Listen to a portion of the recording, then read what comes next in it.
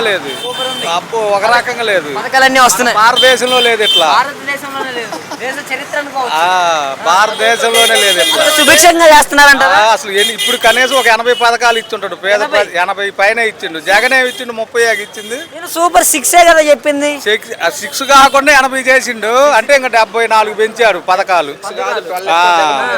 ఆయన ఏమి ఇచ్చిండు? 30 పథకాలే జగన్మోహన్ రెడ్డి ఇచ్చింది.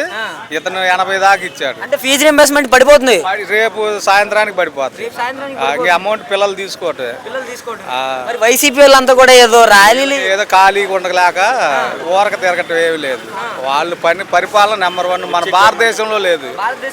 మిరగాయలు కూడా 40,000 దాకా అమ్ముతాయి. 40,000 ఎక్కడండి? రైతులు అంతా మొత్తుకుంటున్నారు. అసలు అమ్ముకోవటం తెలియక ఆడికి పోయే చంద్రబాబు గారి పేరు చెబితే 40,000. చెట్టు కాదు, నేను అమ్మా మొన్న 80 క్వింటాల దాకా. 80 క్వింటాలు ఎంత అమ్మారు? 42,000 కాడికి. జనం కూడా ఇప్పుడు మాకు ఆటోలతో పని లేదు. ఫ్రీ బస్సులు రావడం, కాయలు కోసిపోవటం. అంతకుముందు 70 రూపాయలు ఛార్జీ పడేది, ఇప్పుడు అది కూడా లేదు మాకు.